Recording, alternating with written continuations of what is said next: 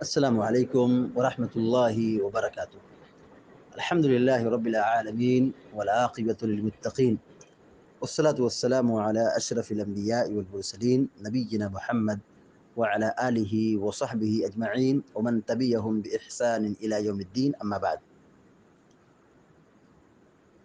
فعن بريدة الأسلمي رضي الله تعالى عنه عن النبي صلى الله عليه وسلم قال: بشر المشائين في الظلم إلى المساجد بالنور التام يوم القيامة. رواه أبو داود والترمذي وصححه الشیخ الالبانی رحمہ اللہ۔ ابھی آپ کے سامنے سنن ابو داود کی اور ترمذی کی ایک صحیح روایت پڑھی گئی ہے۔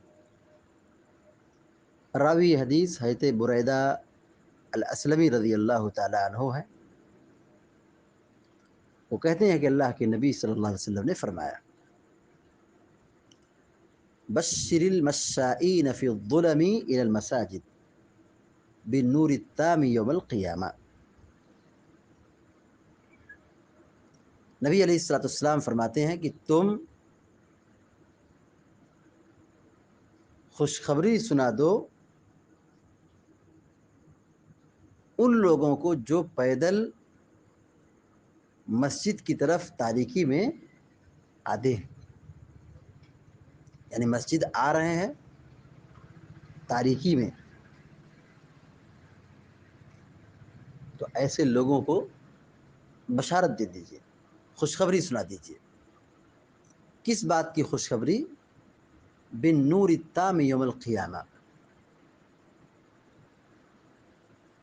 مکمل روشنی، قیامت کے دن مکمل روشنی کی بشارت دے دیجیے۔ اس حدیث میں دو نمازوں کی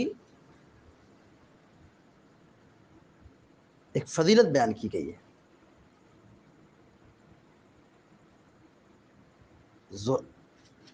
عشاء کی نماز اور فجر کی نماز، عشاء کی نماز اور فجر کی نماز، ان دو نمازوں کے لیے مسجد آنے جانے کی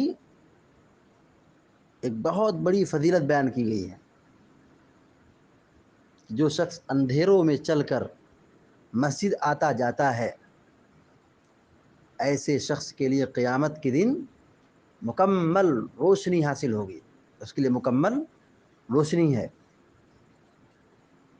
اور بشارت پیارے نبی علیہ الصلوۃ والسلام نے دی ہے۔ اس سے ہم اور آپ اندازہ لگا سکتے ہیں کہ جب مسجد میں آنے جانے کی فضیلت ہے، فجر اور عشاء کی نماز میں اندھیرے کے عالم میں مسجد آنے کی یہ فضیلت ہے، تو پھر نماز پڑھنے کا کیا مقام ہو سکتا ہے، ہم اندازہ لگا سکتے ہیں۔ اندھیرے میں چل کر مسجد آنا یہ انسان کے مومن ہونے کی پہچان ہے، کیونکہ ان دو نمازوں میں عام طور پر سستی اور کاہلی آ جاتی ہے اور آدمی ڈرتا ہے، اور منافقوں کی یہ عام عادت ہے کہ وہ ان دو نمازوں میں خاص طور سے پیچھے رہتے ہیں۔ تو جو لوگ گھروں سے نکلتے ہیں ان تاریکی کے اوقات میں، تو گویا کہ یہ مجاہدہ ہے، گویا کہ یہ ان کے ایمان کی مضبوطی کی نشانی ہے۔